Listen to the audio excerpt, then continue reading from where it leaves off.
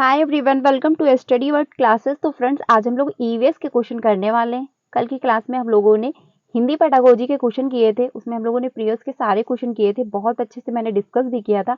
I hope आप लोगों को हेल्प मिली होगी। अगर आपने वो क्लास नहीं देखी तो जाकर के देख सकते हैं। आज हम लोग जो है ईवीएस पेडागोजी के क्वेश्चन करने वाले हैं, सारे प्रीवियस के क्वेश्चन होंगे।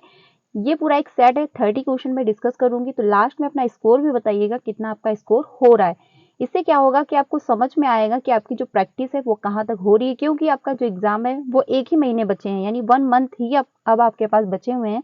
तो अब आप लोगों को अच्छे से प्रैक्टिस करनी है एंड साथ ही साथ एनालिसिस भी करना है कि कौन सा टॉपिक आपका वीक है एंड कौन सी आपकी सब्जेक्ट वीक है, किस पे आपको ज्यादा जो है ध्यान देने की जरूरत है। तो अब हम लोग स्टार्ट करते हैं आज के क्वेश्चन। चैनल पे पहली बार आए हो तो वीडियो को लाइक करके चैनल को भी सब्सक्राइब कर लीजिएगा, सो दैट यहाँ से आपको सारी इंफॉर्मेशन दी जाती है।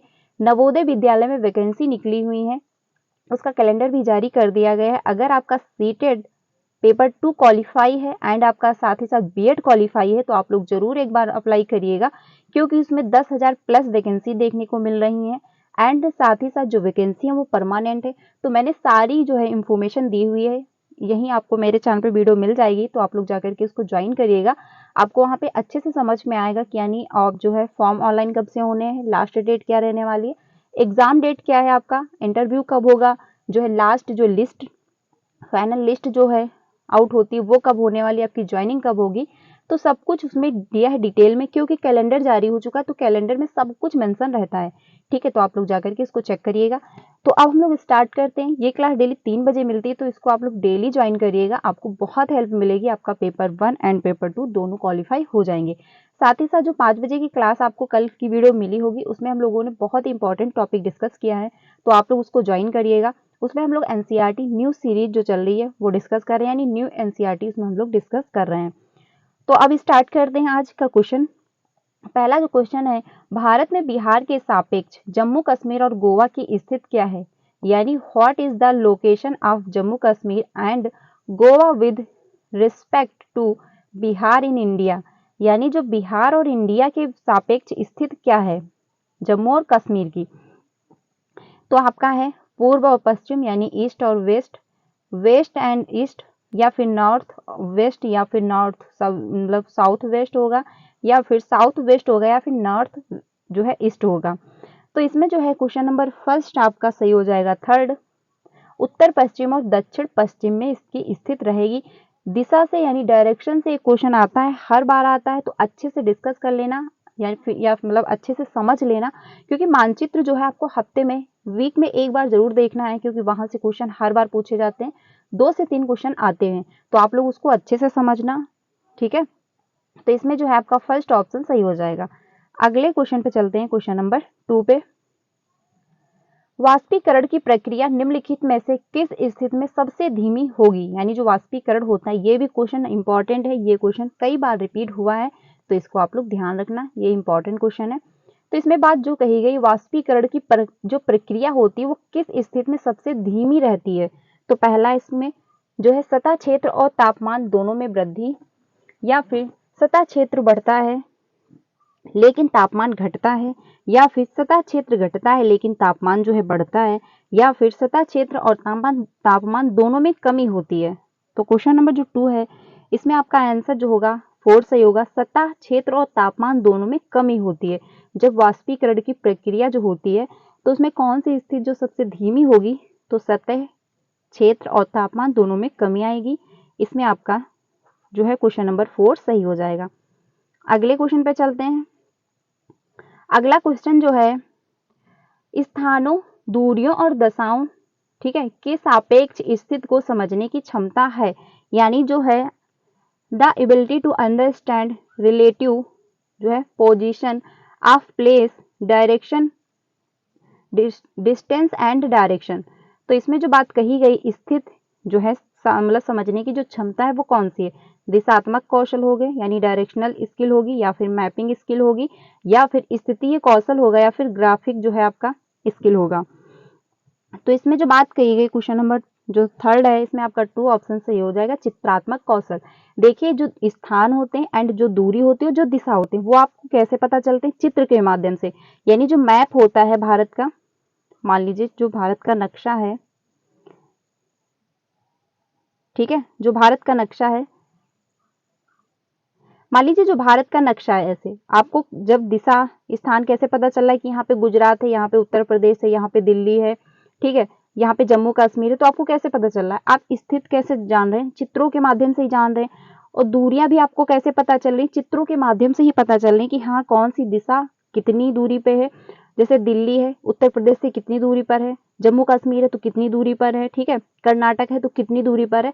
ये आपको मैप से, यानी मैप के माध्यम से पता चलता है। साथ ही साथ दिशाओं का भी ज्ञान जो है आपको मैपिंग के द्वारा ही पता चलता है कि उत्तर के दक्षिण कौन सा राज्य है, या उत्तर प्रदेश के पश्चिम में कौन सा राज्य है। तो ये सारा जो है आपको दिशाओं का ज्ञान, स्थानों का ज्ञान एंड साथ ही साथ दूरियों का ज्ञान जो है आपको मैपिंग के द्वारा ही पता चलता है। ठीक है, तो इसमें आपका 2 ऑप्शन सही हो जाएगा। ये भी क्वेश्चन इंपॉर्टेंट है, कई बार रिपीट हुआ है। तो आज के जो क्वेश्चन है इंपॉर्टेंट है, काफी बार रिपीट हुए हैं, तो ये ध्यान रखना। जैसे आपका दूरियां हुआ, स्थान हुए, दिशाओं का ज्ञान जो है आपको मैपिंग के द्वारा ही होता है। अगले क्वेश्चन पे चलते हैं, जो है नेशनल करिकुलम फ्रेमवर्क है एनसीएफ, जो है आपका recommended environmental studies to be taught and, जो है आपका करिकुलम, इसमें बात कही गई area and the primary level. तो इसमें किसी राष्ट्रीय पाठ्यचर्या फ्रेमवर्क एनसीएफ ने प्राथमिक स्तर पर एक एकीकृत पाठ्यचर्या क्षेत्र के रूप में पढ़ाए जाने के लिए पर्यावरण अध्ययन की सिफारिश की है। ठीक है, तो इसमें बात ये कही गई प्राथमिक स्तर की। तो पहला है आपका एनसीएफ जो है 2005, एनसीएफ 1998, 1988, एनसीएफ 2000 या फिर एनसीएफ 1975। ये सारे जो एनसीएफ के दिए गए हैं, ये यहाँ से आपको ये होगा, ये इतनी बार जो है मतलब 4 बार क्या हुआ है इनका जो है मतलब इसमें चेंजमेंट हुआ है। यानी एनसीएफ जो 2005 इस टाइम चल रहा है, और एनसीएफ 1975, 2000, 1988। तो इसमें जो है आपका कौन सा सही हो जाएगा कि प्राथमिक स्तर पर एकीकृत पाठ्यचर्या के क्षेत्र में जो है क्षेत्र के रूप में पढ़ाए जाने के पर्यावरण अध्ययन की सिफारिश की गई है। यानी जो प्राथमिक स्तर है उसमें एकीकृत माध्यम से हमको इन्वायरमेंट के माध्यम से बच्चों को पढ़ाना है, और साथ ही साथ एकीकृत करना, यानी कि हर इन्वायरमेंट में, जैसे कि मान लीजिए बच्चे को ये फील ना हो कि जो भैंस देखे तो ये लगे ये अलग इन्वायरमेंट है, वो अगर साइकिल देखे तो ये अलग इन्वायरमेंट है, वो अगर सूर्य देख रहा है तो अलग इन्वायरमेंट। ऐसा नहीं, बच्चा जो है सभी को एक साथ इंक्लूड करके देख रहा होता है। उसको ये समझ में नहीं आ रहा था कि ये इन्वायरमेंट का अलग पार्ट है या फिर ये अलग है, जैसे कि वो साइकिल देखे तो ये साइंस का पार्ट है, तो ऐसा उसको नहीं है। ये मतलब साइंस साइकिल देखे तो उसको लगे मैकेनिक का पार्ट है, तो ऐसा उसको फील नहीं होता है। वो सब कुछ एक ही साथ इंक्लूड करके देख रहा होता है। तो इसकी सिफारिश जो है वो किसने की है, ये आपको बताना है। तो इसमें क्वेश्चन नंबर 4 सही हो जाएगा। यानी एनसीएफ 1975 में इसकी बात कही गई थी कि प्राथमिक स्तर पर एकीकृत के माध्यम से हमको इन्वायरमेंट पढ़ाना है। तो इसमें आपका 4 ऑप्शन सही हो जाएगा। अगले क्वेश्चन पे चलते हैं। अगला जो क्वेश्चन है, भारत में किस क्षेत्र में स्थानांतरित खेती करने का है रिवाज। यानी स्थानांतरित जो खेती होती है वो कहाँ का रिवाज है, उत्तर पूर्वी क्षेत्र का, दक्षिणी क्षेत्र का, या फिर उत्तर पश्चिमी क्षेत्र का, या फिर दक्षिण पूर्व क्षेत्र का। तो इसमें जो बात कही गई स्थानांतरित खेती होती है, यह कहाँ का रिवाज है। तो इसमें आपका ऑप्शन जो फर्स्ट सही हो जाएगा, उत्तरी पूर्वी क्षेत्र में क्या होता है, स्थानांतरित खेती होती है। जैसे कि आपकी जो झूम खेती होती है उसमें लॉटरी के माध्यम से होती है, यानी लॉटरी जो है लगाई जाती है, उसमें जो जीत जाता है वो खेती करता है। ठीक है, तो इसमें आपका फर्स्ट ऑप्शन सही हो जाएगा। अगले क्वेश्चन पे चलते हैं। अगला जो क्वेश्चन है इसमें बात कही गई है नदी बांधों से उत्पन्न जल विद्युत के लिए निम्नलिखित में से कौन सा कथन सत्य नहीं है। पहला है, बांध टिकाऊ विकास को प्रोत्साहित करते हैं, या पानी या हवा को प्रदूषित नहीं करता है, जल विद्युत सुविधाओं से बड़े पर्यावरणीय जो है प्रभाव हो सकते हैं, या फिर बांध स्वदेशी लोगों को अपनी नदी की जीवन रेखाओं से अलग करते हैं। तो इसमें बात जो कही गई सत्य नहीं है, यानी जो जल विद्युत है उसके बारे में कौन सा स्टेटमेंट जो है इसमें सही नहीं है। तो इसमें जो है आपका ऑप्शन हो जाएगा फर्स्ट, जो है बांध टिकाऊ विकास को प्रोत्साहित करते हैं। ठीक है, यही इसमें आपका ऑप्शन गलत है। तो गलत का आंसर, क्योंकि क्वेश्चन निगेटिव था तो हमको निगेटिव ही आंसर देना है, इसमें आपका फर्स्ट ऑप्शन सही हो जाएगा। देखिए अब इसमें नहीं दिया गया था, हम लोग के दिमाग में क्या है, ये भी सेट रहता है, ये भी डाउट मत रखना, क्योंकि कभी कभी ये होता है कि हमको निगेटिव का निगेटिव ही आंसर देना होता है। ऐसा सभी जगह पॉसिबल नहीं है। कभी कभी आपको इसमें निगेटिव तो कहीं नहीं दिया है, यानी कि नहीं कहीं भी ऐड नहीं है, बट इसका आंसर यही सही होगा। ऑफिशियल आंसर की मतलब जो सीटेड ने ऑफिशियल आंसर की आउट की है उसमें यही आंसर मेंशन है। ठीक है, तो ये जरूरी नहीं है कि निगेटिव का निगेटिव ही आंसर सही होगा, तो ये ध्यान रखना, इसमें आपका फर्स्ट ऑप्शन सही हो जाएगा। आगे चलते हैं अगले क्वेश्चन पे। अगला जो क्वेश्चन है, निम्नलिखित में से कौन सी ग्रीन हाउस गैस है? ठीक है, यानी जो ग्रीन हाउस गैस है वो कौन सी है? कार्बन डाइऑक्साइड, मीथेन, जलवाष्प या फिर उपयुक्त में से सभी? तो इसमें जो है आपका ऑप्शन हो जाएगा 4, यानी उपयुक्त में से सभी। यानी ग्रीन हाउस गैस में जो पाई जाती है आपकी कार्बन डाइऑक्साइड भी होती है, मीथेन गैस भी पाई जाती है, जलवाष्प भी होता है। तो इसमें आपका 4 ऑप्शन सही हो जाएगा। अगले क्वेश्चन पे चलते हैं। अगला क्वेश्चन जो है, इसमें बात कही गई है, भारत में ठंडे रेगिस्तान मानसून से प्रभावित क्यों नहीं होते हैं? यानी जो भारत के ठंडे रेगिस्तान है वो मानसून से क्यों प्रभावित नहीं होते, आखिर उसका रीजन क्या है? यानी कि वो प्रभावित क्यों नहीं होते हैं। पहला है, ठंडे रेगिस्तानों में गर्म जो है गर्मियां और बेहतर ठंडी सर्दियां होती हैं। ठंडे रेगिस्तान हिमालय की वृक्ष छाया में वृष्टीय छाया में होते हैं। ठंडे रेगिस्तानों में हवा बहुत पतली यानी कि कम होती है। ठंडे रेगिस्तान बहुत ऊंचे मतलब बहुत ऊंचाई पर होते हैं। तो इसमें जो आपका ऑप्शन है कौन सा सही हो जाएगा? 2 ऑप्शन आपका सही हो जाएगा। ठंडे रेगिस्तान हिमालय की वृष्टि छाया में होते हैं। इस वजह से क्या होता है, ठंडे रेगिस्तान जो है मानसूनी जो प्रभाव होता है उससे प्रभावित नहीं हो पाते हैं। ठीक है, यानी जो मानसून होता है उसका जो असर देखने को मिलता है उससे ये प्रभावित नहीं हो पाते हैं, क्योंकि ये क्या होता है हिमालय की वृष्टि छाया में होते हैं। ठीक है, तो वहां तक जो है मानसून नहीं पहुंच पाता है, इसलिए प्रभावित नहीं होते हैं। तो इसमें आपका 2 ऑप्शन सही हो जाएगा। अगले क्वेश्चन पे चलते हैं। अगला जो क्वेश्चन है, ताजमहल के पीले होने के लिए निम्नलिखित में से कौन सा जिम्मेदार है? यानी जो ताजमहल है वो पीला पड़ रहा है, तो आखिर उसका रीजन क्या है? पहला है नाइट्रोजन ऑक्साइड की वजह से, सल्फर डाइऑक्साइड की वजह से। ये भी क्वेश्चन इंपॉर्टेंट है, रिपीट हुआ है, बहुत बार नहीं बट रिपीट हुआ है। ठीक है, तो क्वेश्चन का आंसर ध्यान रखिएगा। अगला है सल्फर या फिर है क्लोरीन। तो इसमें जो आपका ऑप्शन सही हो जाएगा, इसमें आपका ऑप्शन 2 सही है। सल्फर डाइऑक्साइड की वजह से क्या हो रहा है, ताजमहल जो है उसका रंग पीला पड़ रहा है, यानी मेन जो उसका रीजन है सल्फर डाइऑक्साइड की मात्रा है। ठीक है, तो इसमें आपका 2 ऑप्शन सही हो जाएगा। अगले क्वेश्चन पे चलते हैं। एक ये भी क्वेश्चन आता है गोलकुंडा से। ठीक है, तो ये ध्यान रखना, यानी सीटेड में क्या है, ईवीएस के अंतर्गत हो या फिर सीडीपी हो, आपका हिंदी हो मैथ हो, सब में क्या रहता है, कुछ क्वेश्चन जो है फिक्स है कि ये पूछे ही जाएंगे। ठीक है, तो जैसे गोलकुंडा है, ये जो एक किला है यहाँ से भी क्वेश्चन आता है, हर बार आता है, तो इसको भी ध्यान रखना है। तो इसमें बात कही गई है, गोलकुंडा किसने बनवाया? चोल राजवंश ने बनवाया, या फिर चालुक्य राजवंश ने बनवाया, या फिर काकतीय राजवंश ने बनवाया, या फिर पल्लव राजवंश ने बनवाया? तो इसमें जो है आपका ऑप्शन सही हो जाएगा थर्ड, काकतीय राजवंश ने बनवाया। ठीक है, तो इसमें जो है गोलकुंडा किला किसने बनवाया, ध्यान रखिएगा, इसमें काकतीय मतलब काकतीय राजवंश हो जाएगा, आपका थर्ड ऑप्शन सही हो जाएगा। अगले क्वेश्चन पे चलते हैं। अगला जो क्वेश्चन है, 15 ml घनत्व से 3 ml आयतन वाले किस वस्तु का द्रव्यमान क्या होगा? यानी किसी वस्तु का द्रव्यमान क्या होगा? तो इसमें जो है आपका ऑप्शन सही हो जाएगा 2, 45 जो है ग्राम, यानी जी आपका हो जाएगा। ठीक है, 45 इसमें आपका ऑप्शन सही है। आगे चलते हैं अगले क्वेश्चन पे। निम्नलिखित में से कौन सी अदिश राशि है?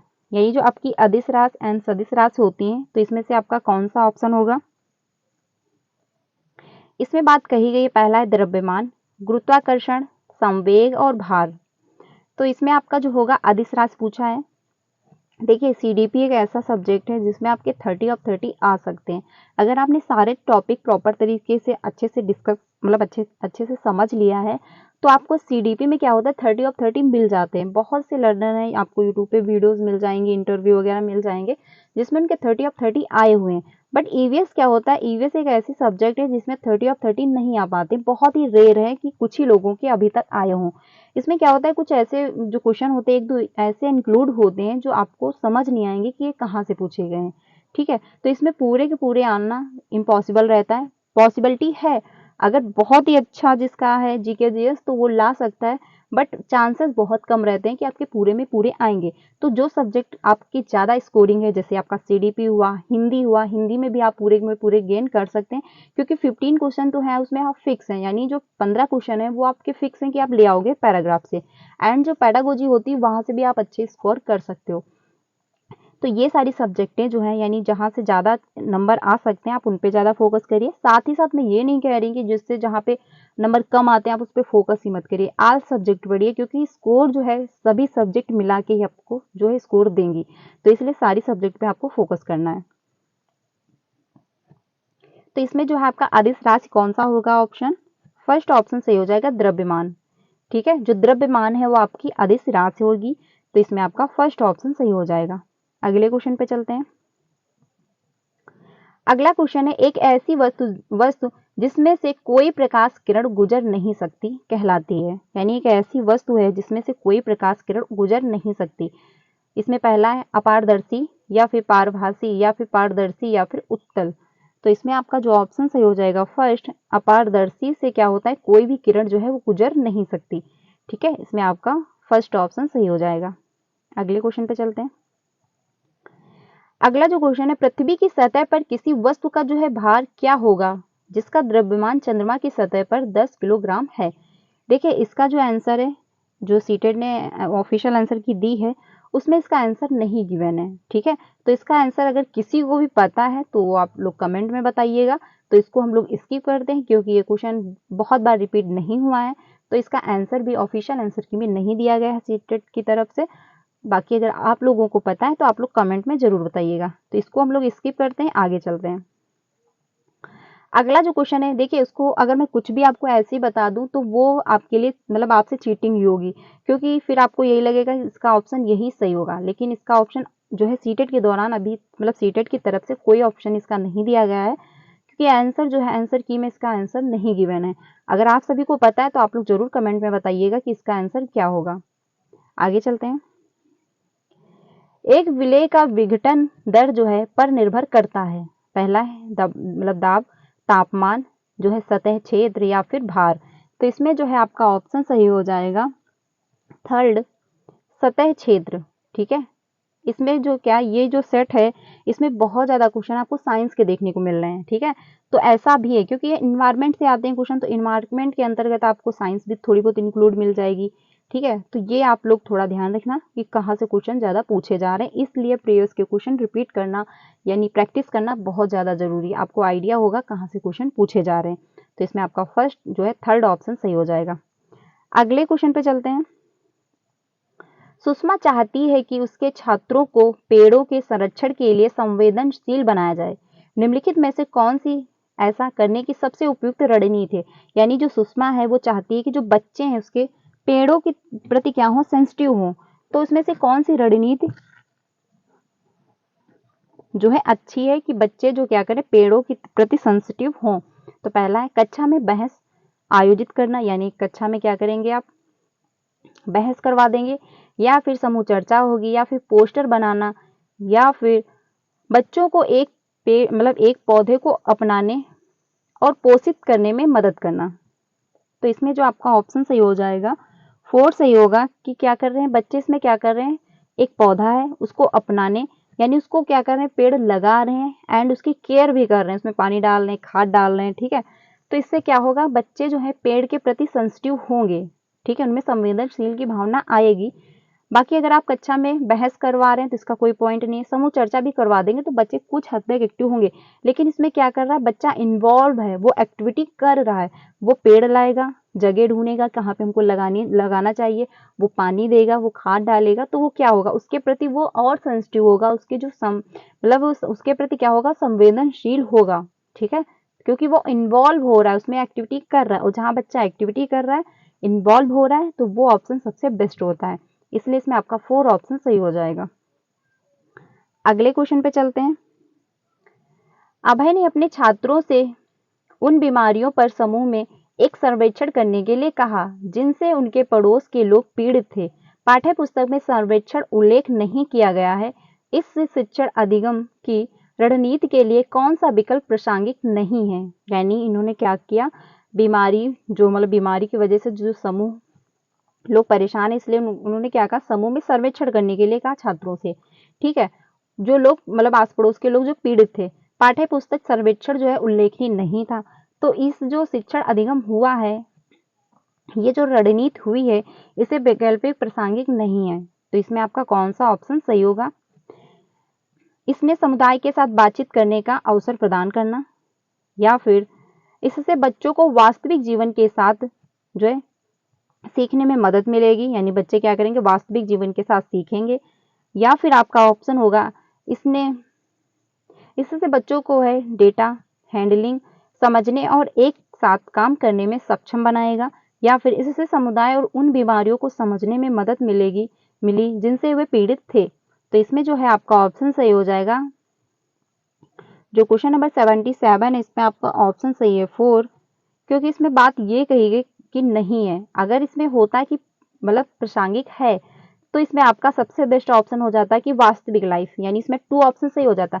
लेकिन इसमें दे दिया गया नहीं, तो इसमें हमको क्या बताना, कम प्रभावशाली है। ठीक है, तो इसमें आपका 4 ही ऑप्शन सही होगा कि क्या हो रहा है इसमें, इससे समुदाय को उन बीमारियों को समझने में मदद मिलेगी जिनसे वे पीड़ित हैं। तो इसका कोई पॉइंट नहीं बनता है कि वो बीमारियों को क्या समझने में उनको मदद मिलेगी जिससे वो पीड़ित है। ठीक है, तो इसमें आपका यही ऑप्शन सही हो जाएगा, क्योंकि ये कम प्रभावी है, यही आपसे इसमें पूछा है। तो इसमें आपका 4 ऑप्शन सही हो जाएगा। अगले क्वेश्चन पे चलते हैं। ये क्वेश्चन आप लोग खुद देख सकते हैं कितना बड़ा है। ठीक है, तो इसलिए आप लोगों को प्रैक्टिस इनफ करनी होगी। क्वेश्चन पूछने का तरीका बहुत ज़्यादा चेंज है और क्वेश्चन बहुत ज़्यादा लेंथी बनाए जा रहे हैं। तो इसको हम लोग देख लेते हैं। आपातकालीन परिस्थितियों के बारे में बात करने के लिए प्रिया ने बच्चों के अनुभव पूछे जब उन्हें कभी आपात स्थिति में सामना करना पड़ता है। बच्चों ने आग, बिजली के झटके और सड़क दुर्घटनाओं के साथ अपने अनुभव सुनाए। यानी जो टीचर थी उन्होंने पूछा बच्चों से आपातकालीन जो मतलब आपात स्थिति उत्पन्न होती है तो उसमें अपने अनुभव दो। तो बच्चों ने क्या बताया, आग, बिजली के जो झटके महसूस होते हैं, साथ ही साथ जो सड़क दुर्घटना होती है, तो उससे रिलेट उन्होंने अपना अनुभव दिया। उन्होंने प्रश्न पूछे, उनकी मौजूदा समझ का आकलन किया और समाचार पत्रों से सड़क सुरक्षा विज्ञापनों जैसे संसाधनों का उपयोग करके सुरक्षा पहलुओं पर चर्चा की और क्रमशः आग और बिजली के झटके पर सुरक्षा दिशा निर्देशों पर चर्चा के लिए एलपीजी और इलेक्ट्रिक बिल का इस्तेमाल किया। प्रिया द्वारा अपनाया गया सबसे उपयुक्त दृष्टिकोण कौन सा है। ठीक है, तो ऑप्शन हम लोग देख लेते हैं। पहला है संज्ञानात्मक दृष्टिकोण, अनुभवात्मक अधिगम दृष्टिकोण, अन्वेषण दृष्टिकोण या फिर मानववादी दृष्टिकोण। तो इसमें जो है आपका ऑप्शन सही हो जाएगा थर्ड, अन्वेषण दृष्टिकोण। यानी क्या हुआ, इसमें जो टीचर थी वो जो है एक्वायर कर रही थी, यानी जो है वो अन्वेषण कर रही थी, यानी उसमें तर्क वितर्क वो खोज रही थी कि आखिर बच्चे के जो है अपने अनुभव क्या हैं। ठीक है, जो दुर्घटना होती है तो उसके दौरान बच्चों के क्या अपने अनुभव हैं, तो बच्चों ने अपने अपने अनुभव बताए, फिर साथ में क्या किया, टीचर ने उनकी मदद भी की। तो इसमें आपका जो है ऑप्शन सही हो जाएगा, इसमें आपका थर्ड, अन्वेषण दृष्टिकोण। ठीक है, यानी टीचर ने अन्वेषण किया, उस पर चर्चा भी की, डिस्कशन भी किया, फिर बच्चों की राय ली, फिर जाके उनकी मदद भी की। तो इसमें आपका थर्ड ऑप्शन सही हो जाएगा। अगले क्वेश्चन पे चलते हैं। अगला क्वेश्चन जो है,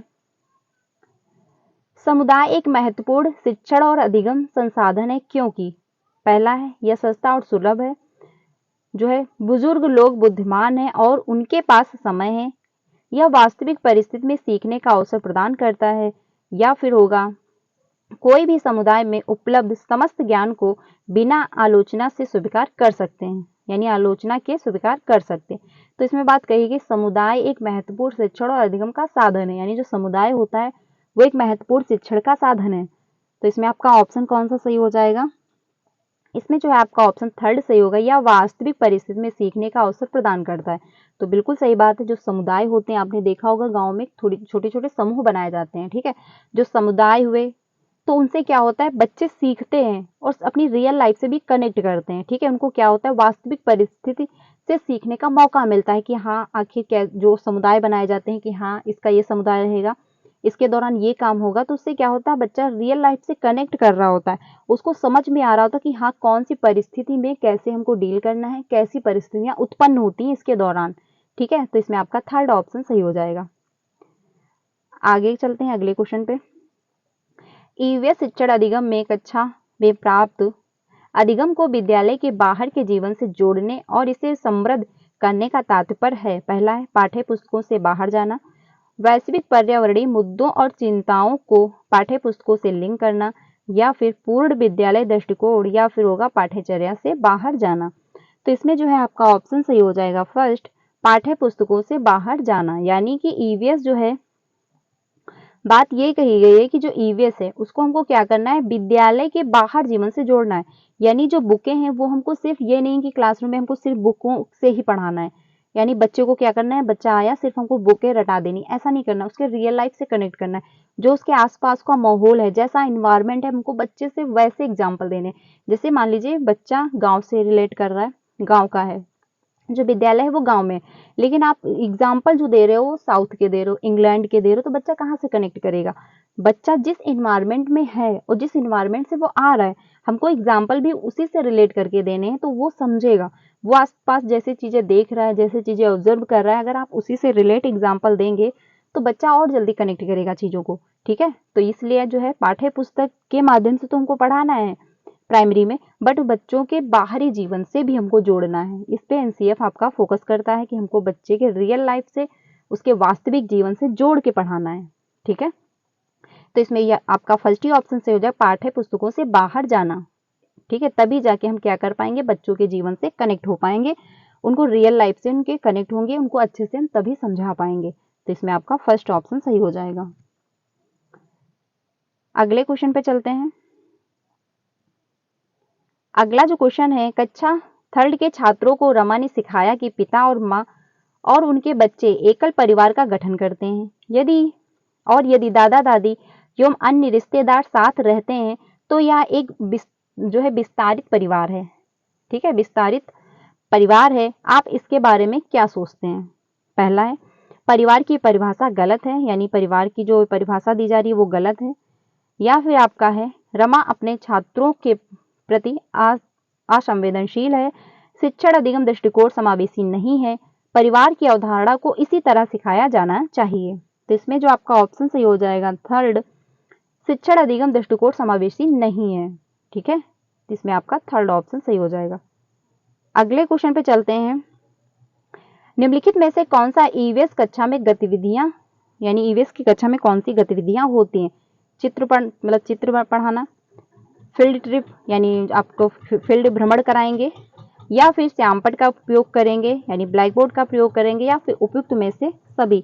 तो इसमें आपका जो ऑप्शन सही हो जाएगा सभी, यानी 4 ऑप्शन होगा, क्योंकि ईवीएस की क्लास चल रही है। ईवीएस के अंतर्गत आप चित्रों के भी माध्यम से पढ़ाएंगे, जैसे मानचित्र हुआ, आप उस मैपिंग का प्रयोग करेंगे, आप कोई एक्टिविटी करा देंगे, कोई पेड़ पौधे दिखा देंगे, ठीक है, कोई टीलम का प्रयोग कर लेंगे, तो चित्र के माध्यम से भी आप पढ़ाएंगे, क्योंकि इन्वायरमेंट में हमको चित्र के माध्यम से पढ़ाना होगा।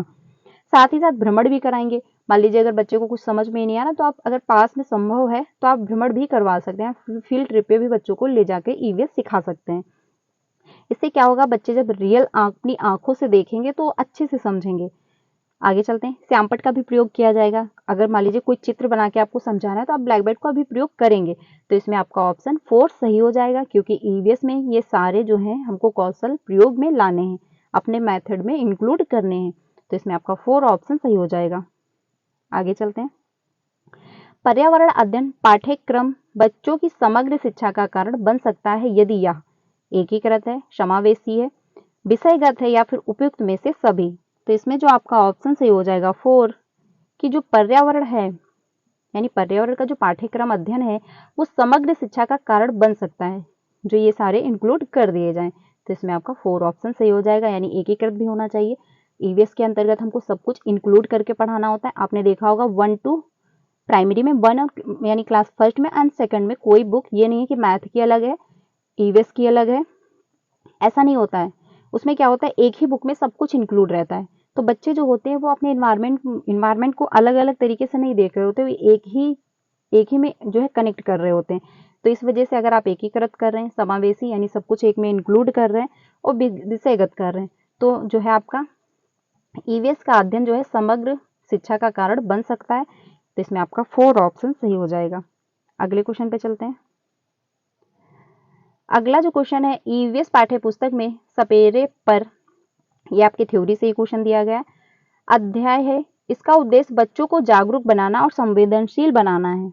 यह एक अवैध कार्य है या फिर सपेरों के लिए, क्योंकि बच्चे इन दिनों जो है अक्सर उन्हें नहीं देखते हैं, या फिर कि सपेरे जो है सांपों को नुकसान नहीं पहुंचाएंगे और उन्हें अपनी आजीविका से वंचित करने से पहले विकल्पों को प्रदान करने की आवश्यकता है, या फिर आपका होगा 4 कि पशुपालन आजीविका का अच्छा स्रोत है। तो इसमें आपका जो ऑप्शन सही हो जाएगा थर्ड, यानी कि सपेरे जो है सांपों को नुकसान नहीं पहुंचाएंगे और उन्हें अपनी जीविका से वंचित करने से पहले विकल्पों को प्रदान करने की आवश्यकता है। तो इसमें आपका थर्ड ऑप्शन सही हो जाएगा। क्वेश्चन को एक बार हम फिर से देख लेते हैं। इसमें बात कही गई पाठ्य पुस्तक में सपेरों का एक अध्याय दिया गया आपके में, यानी अगर आपने ईवीएस पेडागोजी चैप्टर वाइज अगर पढ़ी होगी, अगर आपने नहीं पढ़ी है तो 4 क्लासेस में मैंने पूरी ईवीएस पेडागोजी कंप्लीट करा दी है, तो आप लोग वहां पे जाकर के देख सकते हैं। उसमें ये जो है थ्योरी दी गई है। तो इसमें बात ये कही गई, इसका उद्देश्य बच्चों को जागरूक करना और संवेदनशील बनाना है। तो इसमें आपका थर्ड ही ऑप्शन सही होगा। इससे क्या होगा, बच्चे जागरूक होंगे। ठीक है, अगले क्वेश्चन पे चलते हैं। अगला जो क्वेश्चन है, विद्यालय में मिड डे मील के समय के लिए कौन सा सबसे प्रासंगिक है, यानी मिड डे मील जो होता है आपका, यानी बच्चों को दोपहर में जो खाना दिया जाता है, उसमें क्या है सबसे प्रासंगिक कौन सा ऑप्शन होगा। पहला है शिक्षण अधिगम के साथ इसका कोई लेना देना नहीं है, या फिर यह ईवीएस शिक्षण अधिगम के लिए एक अच्छा शिक्षण अधिगम का अवसर है, या उन बच्चों के लिए है जो विद्यालय में खाली पेट आते हैं, या शिक्षण अधिगम के बहुत ही मूल्यवान समय को बर्बाद करता है, यानी जो खाना दिया जाता है वो समय को बर्बाद कर देता है, बस बच्चे क्या है आधा ही घंटे में जो है इंजीनियर बन जाएंगे। ठीक है, तो ये इसमें आपका जो ऑप्शन सही हो जाएगा, कौन सा सही होगा, 2 ऑप्शन आपका सही होगा, ये ऑप्शन आपका गलत है। ईवीएस शिक्षण अधिगम के लिए एक अच्छा शिक्षण अधिगम का अवसर है, यानी मान लीजिए अगर बच्चा भूखा ही है तो क्या वो कुछ सीख पाएगा। अगर आपको भूख लगी हो तो आपको कुछ भी समझ में नहीं आएगा। ठीक है, माइंड जो है वो दिमाग जो है वो काम करना बंद कर देगा। तो जो मिड डे मील दिया जाता है उसमें सबसे अच्छा क्या है, शिक्षण अधिगम के लिए एक अच्छा मतलब शिक्षण अधिगम का एक अच्छा अवसर है। इससे क्या होगा, बच्चे पहली बात तो जो मिड डे मील शुरू किया गया था वो इसलिए किया गया था कि जो गरीब घर के बच्चे होते हैं उनको खाने की वजह से भी स्कूल नहीं भेजा जाता है। ठीक है, क्योंकि घर पे अगर खाना नहीं तो उनको काम करने के लिए भेज दिया जाता था। तो इसलिए सरकार ने ये योजना बनाई कि हम अगर खाना भी बच्चे को देंगे, कपड़े भी देंगे, साथ में पैसे भी देंगे तो बच्चे स्कूल आएंगे। यानी जो थी क्लास में उपस्थिति बढ़ाने के लिए, बच्चों की संख्या बढ़ाने के लिए मिड डे मील की योजना शुरू की गई थी। तो ये जब है अगर बच्चों को खाना मिल रहा है, कपड़े मिल रहे हैं, पैसे भी मिल रहे हैं, तो स्कॉलरशिप भी जैसे कि मिल रही है, तो क्या होगा, बच्चे जो है शिक्षण अधिगम के अवसर उनको और अच्छे से मिलेंगे। ठीक है, तो इसमें आपका 2 ऑप्शन सही हो जाएगा। ये नहीं कि उनका जो है समय बर्बाद होगा। अगर उनको भूख ही लगी है, उनका पेट ही खाली है, तो वो कुछ भी पढ़ाई नहीं कर पाएंगे। आगे चलते हैं। पर्यावरण अध्ययन के संदर्भ में बोझ के बिना सिखाना क्या बताता है, यानी जो बिना बोझ के लर्निंग होती है वो क्या बताती है, यानी लर्निंग विदाउट बर्डन जो है वो क्या बताता है। पहला है स्कूल बैग कम जो है वजन, या फिर ईवीएस पाठ्य पुस्तक में अध्यायों की कम संख्या, या फिर अबोध का भार कम करने की जरूरत, या फिर ईवीएस पाठ्यक्रम को आधा कम करने की जरूरत। तो इसमें जो आपका ऑप्शन सही हो जाएगा थर्ड, अबोध का भार कम करने की जरूरत। देखिए, ईवीएस में हो या फिर सीडीपी हो, मतलब सीटेट के दौरान मैं आपको बता रही हूँ सारी सब्जेक्ट में लैंग्वेज का बहुत खेल है। अगर आपने लैंग्वेज समझ ली तो आप क्वेश्चन को कर लोगे, यानी कुल अगर आपने लैंग्वेज समझ ली तो आप 20% जो है पेपर हल कर लोगे, क्योंकि लैंग्वेज बहुत घुमाता है सीटेट, और लैंग्वेज का ही सब कुछ खेल है। आपको क्वेश्चन आ रहा होगा बट लैंग्वेज ऐसे घुमा देगा कि आप क्या क्वेश्चन जो है आपके ऊपर से निकल जाएगा, आपको समझ ही नहीं आएगा कि इसमें क्या बात कही गई थी। ठीक है, फिर आप जब घर आओगे अगर आप देखोगे कि फिर कहोगे हाँ ये तो मुझे आता था। तो इसलिए लैंग्वेज आपको समझनी है। लैंग्वेज कहाँ से समझ में आएगी, प्रैक्टिस से। प्रीवियस के क्वेश्चन आप जितना करेंगे, प्रैक्टिस करेंगे, आपको लैंग्वेज समझ में आएगी और आप कम टाइम में भी कर लोगे। ठीक है, तो इसमें आपका थर्ड ऑप्शन सही हो जाएगा। आगे चलते हैं अगले क्वेश्चन पे। अगला जो क्वेश्चन है, ईवीएस कक्षा में समूह में सिखाने का क्या उद्देश्य है, यानी जो ईवीएस होती है कक्षा में समूह के द्वारा सिखाने में हमको क्या उसका क्या उद्देश्य है। लड़के और लड़कियां अलग अलग सीख सकते हैं, कम और उच्च प्रदर्शन वाले छात्रों को अलग करना, उपचारात्मक शिक्षण देना, या फिर सहयोग के मूल्यवान को लागू करने और एक साथ काम करने के लिए प्रत्येक बच्चे को सक्रिय रूप से भाग लेने और सीखने में सक्षम बनाना, या फिर आपका होगा 4, एक मिनट, छात्रों को आसानी से प्रबंधित करना और वर्कलोड को कम करना। तो इसमें जो आपका ऑप्शन सही हो जाएगा 3, सहयोग के मूल्यों को लागू करने और एक साथ काम करने के लिए प्रत्येक बच्चे को सक्रिय रूप से भाग लेने और सीखने में सक्षम बनाना। यानी जब हमको ईवीएस हम सिखा रहे हैं क्लासरूम में समूह के द्वारा, तो बच्चे क्या हैं, वो एक साथ सक्रिय रूप से भाग लेंगे, ठीक है, और साथ में उनमें सहयोग की भी भावना आएंगी, तो वो ग्रुप में बेहतर सीखेंगे। इसलिए क्या है, ईवीएस को हमको समूह के रूप में सिखाना चाहिए। और क्लास प्राइमरी स्तर में तो ये भी बात कही जाती है कि हमको ग्रुप लर्निंग करानी चाहिए और ग्रुप लर्निंग को ज़्यादा अहमियत भी दी जाती है। तो इसमें आपका 3rd ऑप्शन सही हो जाएगा। अगले क्वेश्चन पे चलते हैं। जो बाला है, बाला का फुल फॉर्म क्या है, यानी जो बाला है उसका फुल फॉर्म क्या है? तो पहला है मस्तिष्क सहायता प्राप्त अधिगम असाइनमेंट, या फिर अधिगम सहायक के रूप में ब्रेल, या फिर अधिगम सहायक के रूप में बिल्डिंग, या फिर ब्रेल सहायक अधिगम का आकलन। तो इसमें जो आपका 88 है, इसमें आपका ऑप्शन 3rd सही हो जाएगा, यानी बिल्डिंग एज लर्निंग एड। अब इसका मतलब क्या है वो हम लोग समझ लेते हैं। देखिए, बाला का मतलब है बिल्डिंग एज लर्निंग एड, इसका फुल फॉर्म है। अब जो बाला है इसका मतलब ये है कि जैसे क्लासरूम है, आपने देखा होगा दीवारों पर चित्र बना दिए जाते हैं, टेबल लिख दिए जाते हैं, ABCD लिख दी जाती है, 1 2 लिख दिए जाते हैं। इससे क्या होता है, बच्चा अपने इन्वायरमेंट में सब कुछ सीख रहा है, यानी वो जिधर भी घुमा रहा है अपना सर कुछ ना कुछ सीख रहा है, ठीक है। वो काउंटिंग भी करना है, वो ABCD भी पढ़ लेगा, अगर दूसरी तरफ दीवार की तरफ देखेगा तो छोटा भी पढ़ रहा है।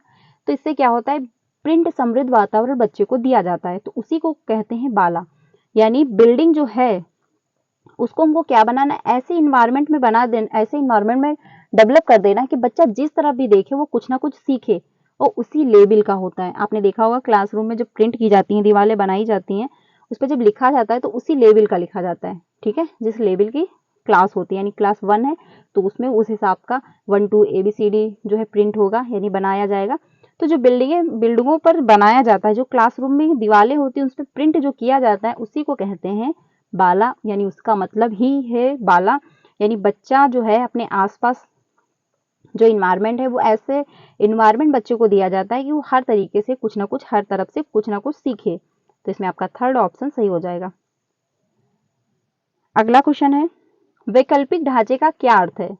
विभिन्न भौतिक घटनाओं का पाठ्य पुस्तक स्पष्टीकरण, या फिर विचार जो अवधारणाओं और औपचारिक रूप से स्वीकृत स्पष्टीकरण से अलग है, वर्तमान में वैज्ञानिकों को सामाजिक वैज्ञानिकों द्वारा आयोजित विचार है, या फिर सभी विचार जो दृढ़ता से बच्चों द्वारा अर्जित किए जाते हैं। तो इसमें जो आपका ऑप्शन सही हो जाएगा 2, विचार जो अवधारणाओं और औपचारिक रूप से स्वीकृत स्पष्टीकरण से अलग है, ठीक है। तो इसमें आपका, क्योंकि वैकल्पिक की बात की गई, यानी हमको बच्चे को विकल्प के रूप में देना है, तो इसमें आपका 2 ऑप्शन सही हो जाएगा। अगले क्वेश्चन पे चलते हैं, ये लास्ट क्वेश्चन है।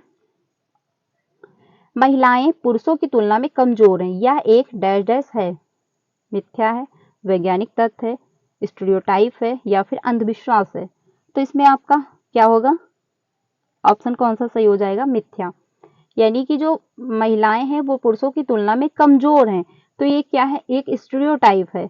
लेकिन यहाँ पे ये ऑप्शन ना होकर के सीटेड ने आपका ये ऑप्शन दिया है, तो इसमें आपका 1st ऑप्शन सही हो जाएगा, ठीक है, ये ध्यान रखना, इसमें आपका 1st ऑप्शन हो जाएगा।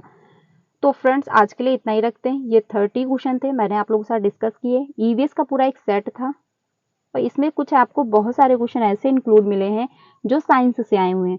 तो आपको प्रीवियस के क्वेश्चन बहुत सारे अच्छे से कंप्लीट करने हैं। आपको डेली ये क्लास 3 बजे मिलती है। उसमें हम लोग 2011 से लेकर के जो आपका 21 जनवरी को एग्जाम हुआ था वहां तक हम लोग 2024 तक क्वेश्चन करने वाले हैं। आपको ये जो पेपर है 2018 का है, आपको ऐसे सारे पेपर मिल जाएंगे, तो आप लोग जरूर ज्वाइन करिएगा। 3 बजे की क्लास डेली यहाँ पे आपको मिलती है, ऑल सब्जेक्ट। यानी कि कल हम लोगों ने हिंदी पेडागोजी के किए थे, इसके पहले हम लोगों ने CDP की थी, आज हम लोगों ने ईवीएस डिस्कस किया है। तो ऐसे ही करके कल आपको मैथ मिलेगी। तो ऐसे ही हम लोग ऑल सब्जेक्ट के प्रीवियस के क्वेश्चन करने वाले हैं। तो डेली 3 बजे की क्लास आप लोग ज्वाइन करिएगा। आपको काफ़ी हेल्प मिलेगी एंड आपकी सारी प्रैक्टिस भी हो जाएगी अच्छे से और आपको बहुत कुछ समझ में भी आएगा। ठीक है, तो ये 3 बजे वाली क्लास को ज्वाइन कर लेना, बिल्कुल भी मत भूलना। साथ ही साथ चैनल पे पहली बार आए हो तो वीडियो को लाइक करके चैनल को भी सब्सक्राइब कर लेना। 5 बजे जो क्लास है उसमें हम लोग एसएसटी डिस्कस कर रहे हैं। चैप्टर नंबर उसमें हम लोग का 6 कंप्लीट हो चुका है। क्लास 8 की मॉडल हिस्ट्री चल रही है, क्योंकि क्लास 8 जो है हिस्ट्री और ज्योग्राफी वहाँ से क्वेश्चन बहुत सारे आते हैं। तो अच्छे से अगर आप प्रिपरेशन करना चाहते हैं एसएसटी की पेपर 2 तो आप लोग 5 बजे वाली क्लास ज्वाइन करिएगा। तो आज के लिए इतना ही। कमेंट में अपना स्कोर बताना कितना आपका सही हुआ, क्योंकि इसमें बहुत सारे ऐसे क्वेश्चन थे जो साइंस के थे बट हमको पढ़ना है, हो सकता मे भी क्योंकि आए हुए हैं क्वेश्चन, अगर सीटेट ने इनको पूछा है तो हो सकता है फिर से भी पूछ सकता है। इस वजह से हमको सारे क्वेश्चन अच्छे से कंप्लीट करने हैं। तो कल मिलते हैं नेक्स्ट, ठीक है, कल मिलते हैं नेक्स्ट वीडियो में। तब तक के लिए ध्यान रखिएगा। थैंक यू एंड अपने फ्रेंड को भी शेयर करना जो ये वीडियो अगर आपको अच्छी लगी हो तो लाइक भी करना। ठीक है, थैंक यू।